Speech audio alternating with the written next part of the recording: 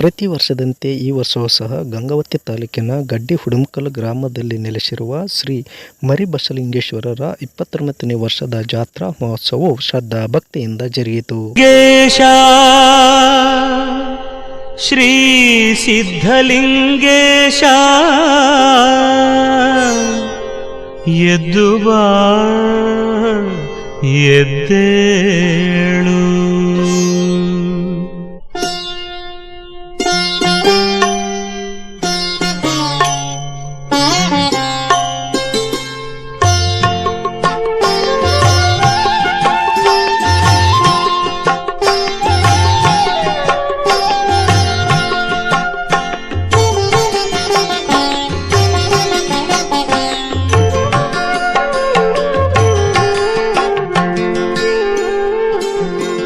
ಎದ್ದು ಬಾ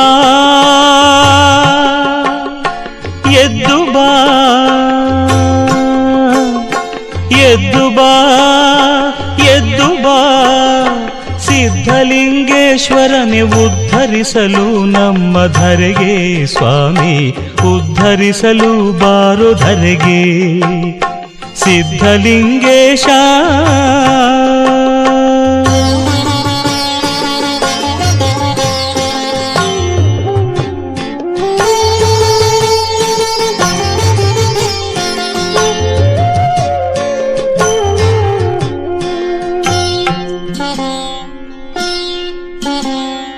ಎತ್ತ ಹೋದರು ಸುತ್ತ ಕತ್ತಲೆಯ ತುಂಬಿಹುದು, ಕಂಗಡಿದ್ದರು ಕುರುಡರಾಗಿ.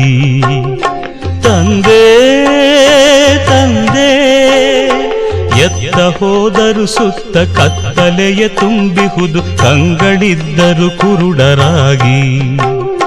ಬೀಳುತ್ತ ಏಳುತ್ತ ಕಂಬನಿಯ ಮಿಡಿಯುತ್ತ ಬಂದಿಹೆವು ಆರ್ತರಾಗಿ. ಸಿದ್ಧಲಿಂಗೇಶ ಎದ್ದು ಬಾ ಎದ್ದು ಬಾ.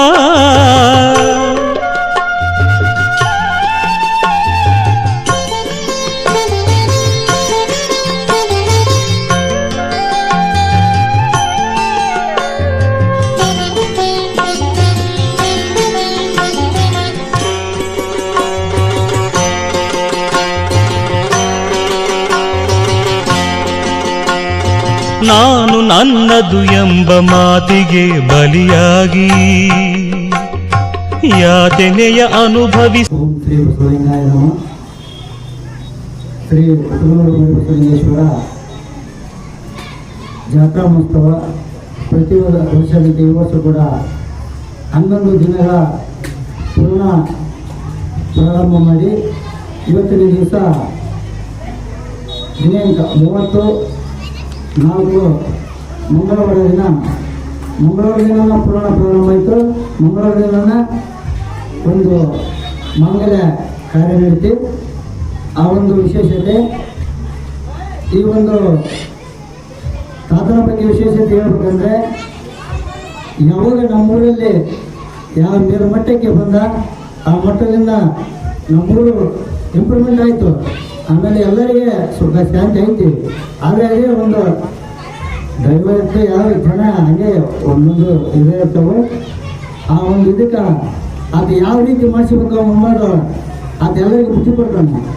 ಅದು ಇವತ್ತಿನ ಒಂದು ಇದನ್ನು ನೋಡ್ಬೇಕಾದ್ರೆ ಬೆಳಗ್ಗೆ ಎಷ್ಟು ಇದು ಮಾಡಿದ್ರು ಕೂಡ ಅದೊಂದು ಯಾವ ರೀತಿ ಆತ ನಡೆಸ್ಬೇಕು ನಮಗೆ ಬಹಳ ತುಂಬ ಸಂತೋಷ ಆಯಿತು.